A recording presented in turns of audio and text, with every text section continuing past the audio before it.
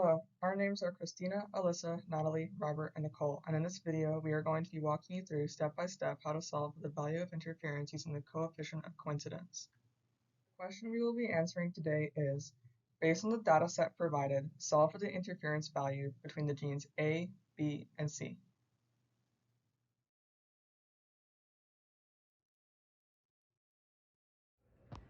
For this question, first determine the parentals, which are the most abundant in the dataset.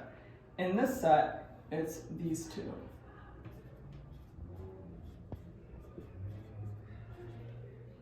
The next step is to determine the double crossovers, which are the least abundant. In this set, it is these two.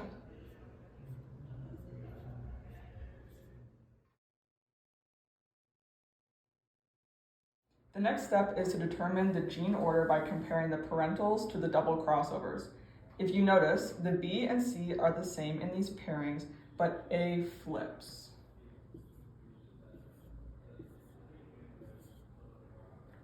Therefore, A is the middle gene. Our gene order is BAC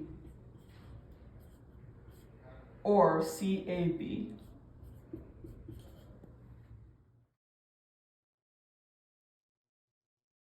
Next step is to determine the linkage distances using recombination frequency. We're going to start with comparing genes A and B.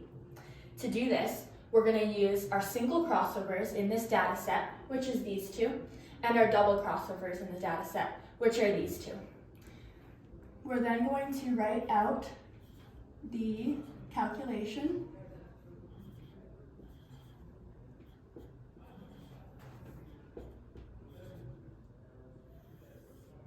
Using the total number of progeny. And that gives us a total, times by 100, which gives us a total of 13.1%, which equals 13.1 map units. Next, we're going to compare genes A and C using the same procedure.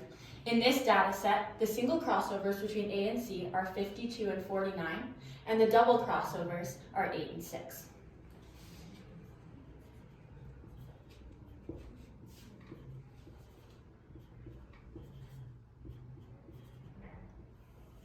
All over our total progeny.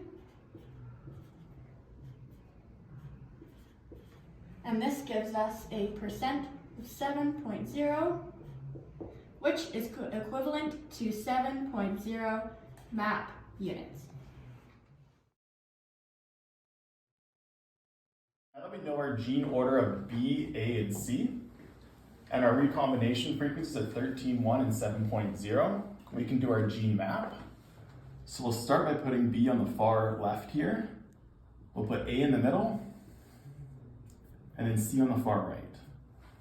And now we'll fill in our distances. So from A to B, we have 13.1 map units. And from A to C, we have 7 map units.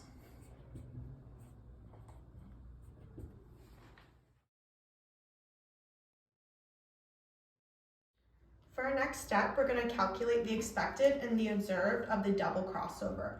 To calculate the expected, we're going to take the decimals of both of the values here, which would be 0.131 times 0.070, and then we'll times that by 100, which gives us a value of 0.92%. From there, we are going to take the total number of progeny, which is 1,642, and we're going to times that by the decimal version of this, which is 0.0092. This gives us a value of 15. For the observed, we're going to take the two double crossover values, which we know are here, 8, and we're going to add it together, which gives us a value of 14.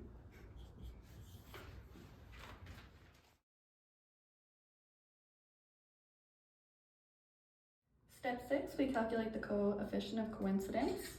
We take the observed number, which is 14, and divide it by 15, which gives us 0.93.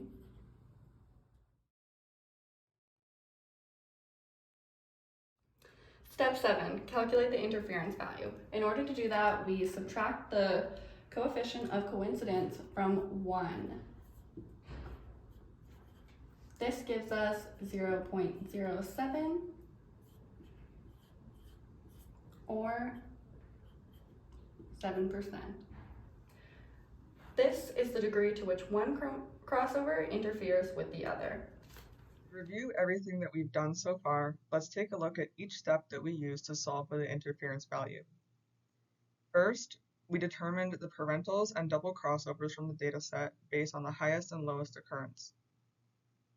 Next, we determined the gene order by comparing the genes of the parentals to the genes of the double crossovers to find the middle gene. Once the gene order was determined, we could calculate the linkage distances between the middle gene A and the outer genes B and C. The linkage distances allowed us to draw the gene map. Calculating the linkage distances also allowed us to calculate the expected number of double crossovers in this dataset. Based on the dataset, we could also calculate the observed number of double crossovers. With the expected and observed number of double crossovers calculated, we could then calculate the coefficient of coincidence by dividing the observed double crossovers by the expected double crossovers. The last step was to solve for the question and determine the interference value, which was done by subtracting the coefficient of coincidence from 1. We hope this video helped you better understand how to solve for the interference value in a dataset. Thanks for watching.